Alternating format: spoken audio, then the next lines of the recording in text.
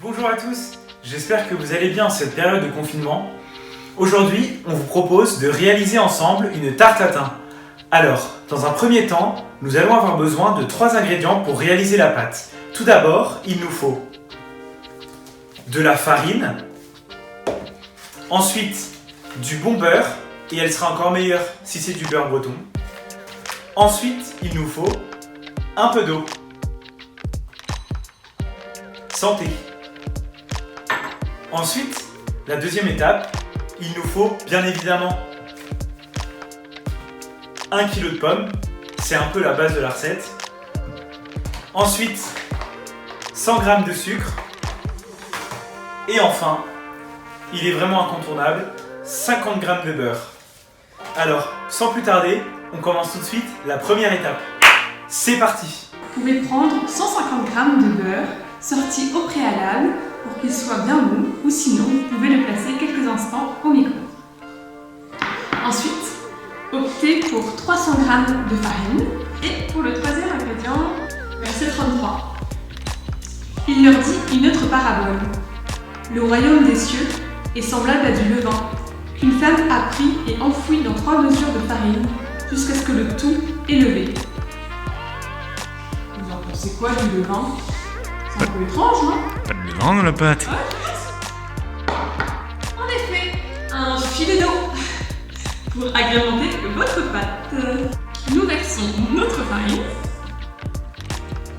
ainsi que le beurre. Le tout avec le filet d'eau.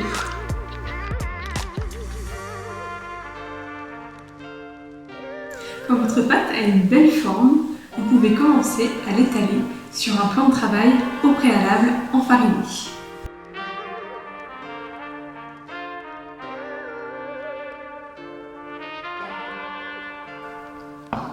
Ça y est, vous avez désormais votre pâte que vous pourrez déposer en dernière étape sur votre tarte. Alors maintenant, on va s'occuper des pommes.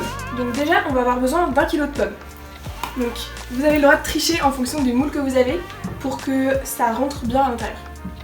Alors, on va d'abord avoir besoin d'une planche à découper, d'un couteau, d'un éplucheur et enfin d'un ustensile pour enlever le trognon des pommes.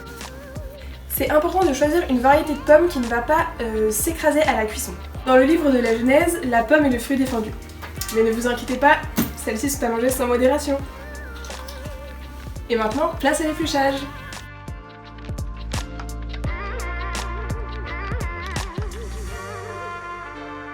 Maintenant, on peut les couper tout en gros dés.